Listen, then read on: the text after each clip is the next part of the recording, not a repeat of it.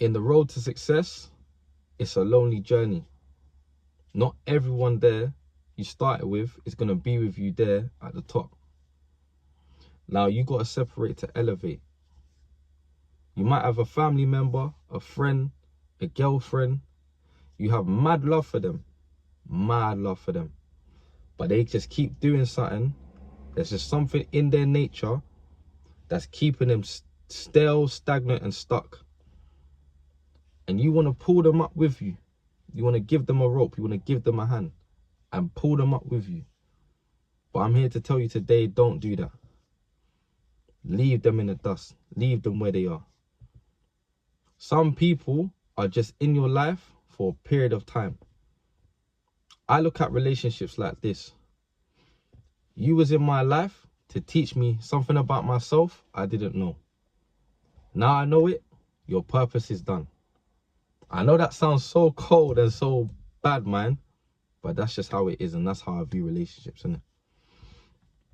And a lot of the time, we have this make-believe idea in our head that when we get to the top, if I started with 10 men from the hood and we're all in the same thing back then, that in 10 years later, when we're at the top, they're all going to be surrounded with me, busting champagne, celebrating. No, no, no, my bro.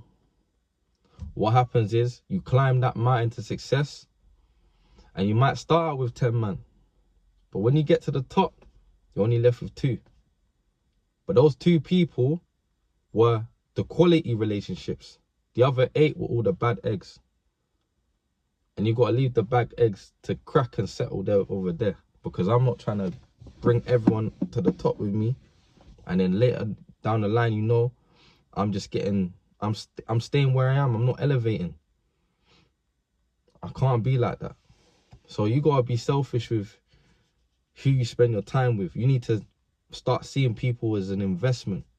What's your ROI? What's your return on that investment? If you feel like every time you're around that person, you're feeling like your energy is drained, you don't feel like you're focusing on yourself, you're too busy tangled up in what they've got going on, then that's an issue, that's a problem, and that's got to get dealt with. Yeah? I don't want to have friends around me that it's like every time I leave them, I feel like I'm losing a piece of myself. Time is precious. If I give you my time, I need to see some type of gain. Now, somebody might say, "Raw, that's selfish. You're just thinking of yourself." But my bro, we all have this idea of, oh yeah, I want to help everyone. I want to do right by people. How are you going to be in a position to help people around you if you don't care about yourself? How's the boat going to steer itself with no captain? You want to help everybody on that ship, but it needs a captain. It needs someone to follow. It needs someone to stir that ship with all the sailors and all the people and passengers on that ship. But if the captain doesn't take care of himself and doesn't prioritize himself, who the fuck's going to stir the ship? Who the fuck's going to do that? Who's going to steer it? So that's how you need to look at things, man. Put yourself first, put your time first, put your energy first. Your energy is very sacred out here, man. Not everybody is allowed to get your energy out here, man. Because what will end up happening is you'll exchange your good energy and they'll give you the bad energy back. And maybe you have positive friends around you and they start finding you a bit irritable. And you're thinking, why are they moving funny? It's because you've taken that bad energy and you projected it onto them without even realizing. Yeah. I've been in a situation like that. I used to be around some negative people. And it's like, when I go around my positive friends now, I'm projecting that negative energy onto them. And then when I started cutting off that person and started leaving that person where they was, I started to realize that now I'm elevating and now I can go back to my relationships in a more positive manner. Yeah. So everything's energy out here, man. And like I said, and I'm going to say it again, I'm not carrying no dead weight with me into 2025. If you ain't on what I'm on, you're getting left behind, bro. Bars. But yeah, you're getting left behind still. Yeah, and I'm not afraid of leaving people behind. I used to have a bag of friends I used to chill with, all on my phone book, go on motives together, do loads of things together. Now I've only got probably three people the most that I check up on a regular basis. More time I'm linking connects and links that make me money more than I'm meeting my friends.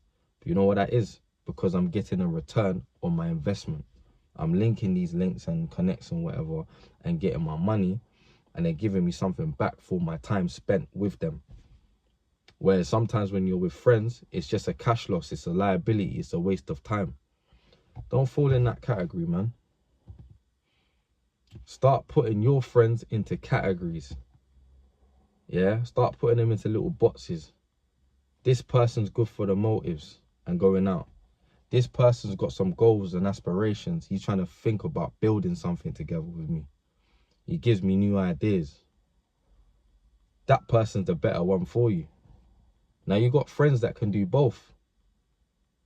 They can party now and then, but they know when to be serious. Everything's a balance though.